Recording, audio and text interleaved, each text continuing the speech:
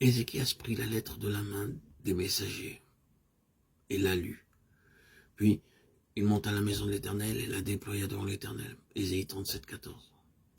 Nous voyons ici le roi d'Assyrie menacer et avertir le peuple de Dieu. Il envoya en même temps une lettre à Ézéchias. Après l'avoir lu, Ézéchias se rendit au temple. Il était ainsi que son peuple dans une difficulté extrême. Mais il savait que Dieu répondrait. Bien qu'humainement, il n'y avait aucun espoir de délivrance du fait que le roi d'Assyrie était venu avec une forte armée pour les attaquer et leur infliger une défaite. Tout comme il avait vaincu d'autres nations, cependant Ézéchias eut confiance en l'Éternel et il se rendit au temple. Le Seigneur lui répondit et le délivra. Ézéchias pria, bien qu'il ne sache pas ce qui allait arriver. Cependant Dieu le savait. Voyez Isaïe 37, 36. Le lendemain matin, la grande armée des Assyriens n'était que des cadavres.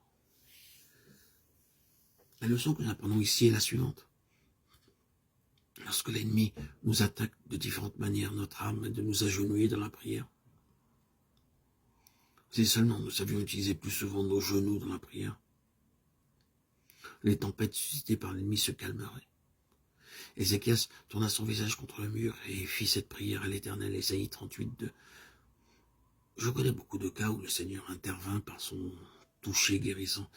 Il dispose de sa propre puissance.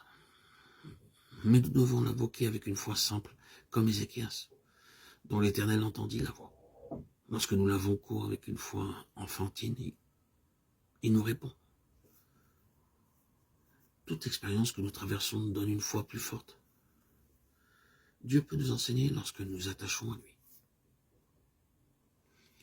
Comme un berger, il paîtra son troupeau, il prendra les agneaux dans ses bras, il les portera dans son sein. Il conduira les brebis qui allaitent, Ésaïe 40, 11. Le berger séjourne nuit et jour avec son troupeau.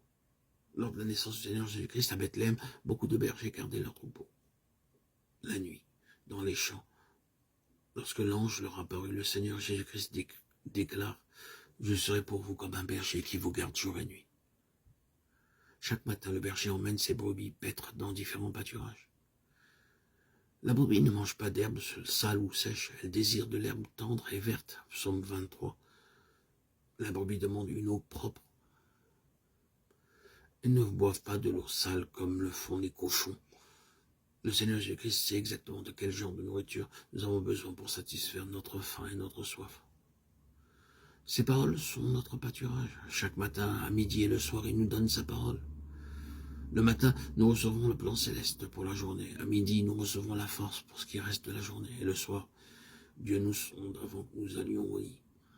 Ainsi, nous sommes rafraîchis chaque jour et nous sommes protégés de tout danger visible et invisible.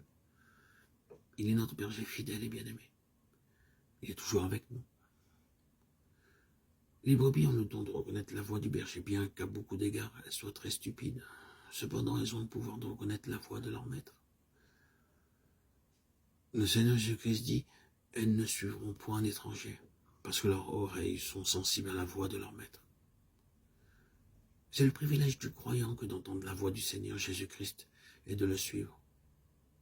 Où qu'il aille, nous devons le suivre sans poser de questions. Il nous faut entendre chaque jour la voix du berger et le suivre avec une pleine confiance.